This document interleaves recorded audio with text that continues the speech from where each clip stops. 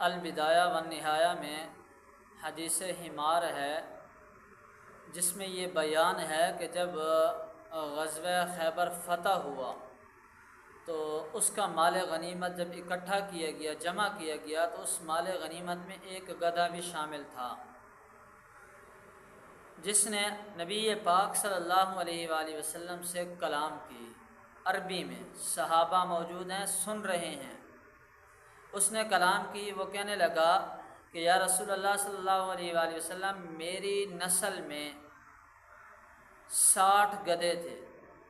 جن پر انبیاء نے سواری کی ہے، اور اب میں اپنی نسل میں آخری ہوں، میرے علاوہ کوئی بھی نہیں بچا، اور میں ایک یہودی کی ملکیت میں ہوں، لیکن یہودی تھک چکا ہے میرے اوپر سواری کرنے کی کوشش میں، اسی طرح میرے اوپر سامان لادنے کی کوشش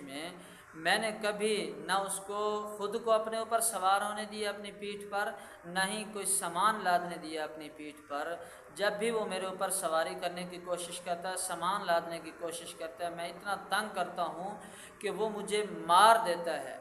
میری پیٹھ پر ڈنڈے مارتا ہے، سوٹے مارتا ہے۔ میں اس مار کو بھی برداشت کرتا ہوں، اور اس وجہ سے وہ کئی دن مجھے بھوکا بھی رکھتا ہے، میں بھوک بھی برداشت کرتا ہوں، لیکن میں اپنی پیٹھ کو، پشت کو کبھی میں نے ناپاک نہیں ہونے دیا ناپاک آدمی کو بٹھا کر۔ صرف آپ کے لیے میں نے اس پشت کو سنبھال کے رکھا ہے کہ میرے اوپر آپ سواری کریں گے، کیونکہ میں اپنی نسل میں آخری ہوں اور آپ انبیاء میں آخری ہیں، لہذا آپ میرے اوپر سواری کریں۔ تو نبی پاک صلی اللہ تعالیٰ علیہ وآلہ وسلم نے اس گدھے کا نام بھی رکھا یافور، اور اس پر سواری بھی کی ہے آپ صلی اللہ علیہ وآلہ وسلم نے، اور تا حیات یعنی آپ علیہ السلام کی وفات تک وہ گدھا آپ کے ساتھ رہا ہے۔ جب نبی پاک صلی اللہ علیہ وآلہ وسلم دنیا سے رخصت ہوئے تو اس گدھے نے ایک کنویں میں چھلانگ لگا کر اپنی زندگی لے لی، اور وہ گدھا بھی مر گیا کہ آپ علیہ السلام کی جدائی کو برداشت نہ کر سکا۔ تو اس گدھے نے بھی چونکہ نبی پاک صلی اللہ علیہ وآلہ وسلم کی ختم نبوت کی گواہی دی ہے کہ میں بھی اپنی نسل میں آخری، آپ بھی انبیاء میں آخری ہیں، تو آج کا ایک جج جو ہے وہ ہمارے آقا کو آخری نبی نہیں مانتا، اور ایک دوسرے مذہب والوں کو، قادیانی لائنوں کو اجازت دے رہا ہے کہ تم بھی اپنے مذہب کی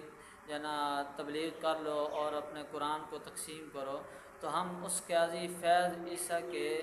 جج کے فیصلے کو ہم جوتے کی نوک پر رکھتے ہیں۔ ہمارا کل بھی یہی عقیدہ تھا، آج بھی ہمارا یہی عقیدہ ہے کہ آپ صلی اللہ علیہ وآلہ وسلم اللہ کے آخری پیدا کردہ نبی ہیں، آپ کے بعد کوئی نبی پیدا نہیں ہوگا۔